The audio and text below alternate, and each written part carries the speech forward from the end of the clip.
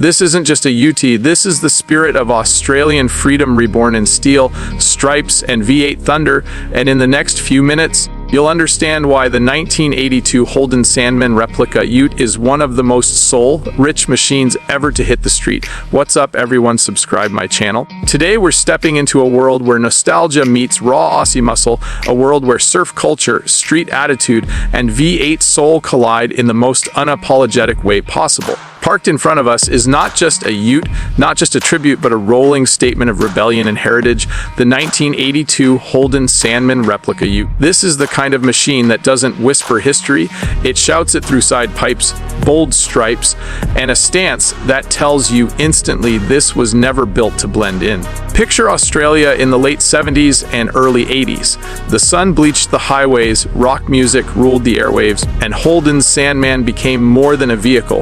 It became a lifestyle. While the factory Sandman era officially bowed out before the 80s truly hit their stride, the legend refused to die. And that's exactly why this 1982 Holden WB based Sandman Replica exists. It's not pretending to be something it's not. It's proudly carrying the torch, keeping the spirit alive in a decade that demanded louder colors, bigger presence, and more attitude. This Ute starts with the bones of a Holden WB utility, a platform known for its toughness and no-nonsense design, but from there it transforms into something far more theatrical.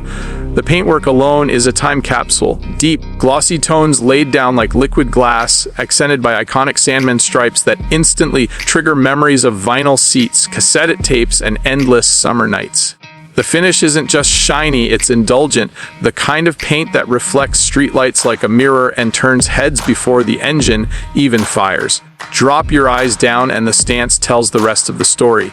Sitting low and purposeful, the Ute wears correct wheels that fill the guards just right, a wrapped in rubber that looks ready to claw at the asphalt. There's a muscular confidence here, a visual promise that this machine isn't about subtlety. Every angle feels deliberate, from the aggressive front end to the clean, squared-off lines that define Holden's commercial heritage. Now step closer, because this is where the replica truly earns respect. Under the bonnet, many of these builds house a thumping V8, often a Holden 308 or a well-built small block, delivering that unmistakable rumble that no modern engine can replicate. When it starts, it doesn't just run, it announces itself. The idle pulses through the ground, the exhaust note rich and mechanical, reminding you that this era was about feel. Not filters, no drive modes, no artificial sound enhancement, just metal fuel and fire working in harmony. Slide into the cabin and the Sandman attitude continues. The interior is a celebration of excess done right. Deeply bolstered seats, often trimmed in bold fabrics or leather, wrap around you like they were made for long drives and longer nights. The dash is simple, honest, and functional, yet dripping with character. Every switch, every gauge feels purposeful. You can almost smell the vinyl and petrol. A sensory flashback to a time when driving was an event, not a task. Behind the wheel, this Ute feels alive.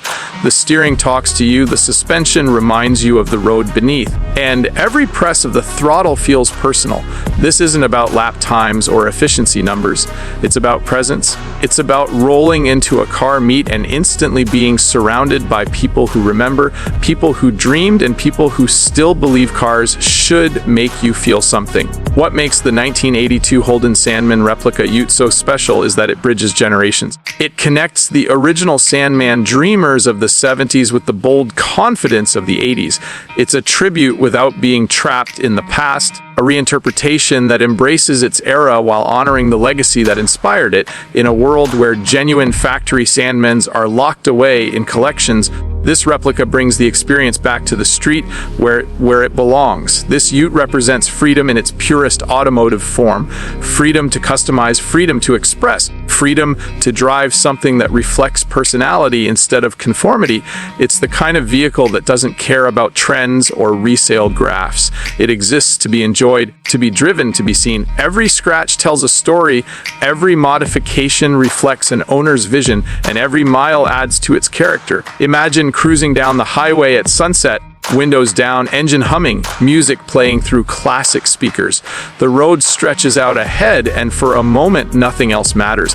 That's what this Sandman Replica delivers. Not just transportation, but escape. Not just nostalgia, but emotion. It's rolling proof that some ideas are too powerful to ever fade away. The beauty of a Sandman Replica is that it invites creativity. No two are exactly the same. Some lean hard into factory correct looks. Others push the boundaries with modern performance upgrades hidden beneath retro skin.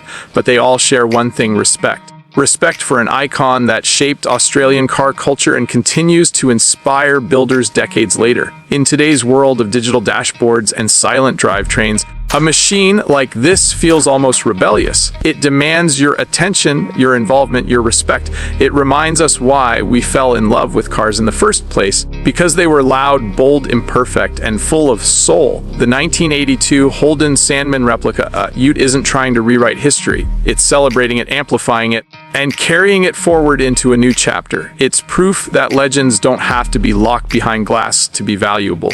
Sometimes, the most expensive thing you can own isn't rarity, it's experience. So if you're watching this and you feel that spark, that pull towards something raw and real, you already understand why machines like this matter.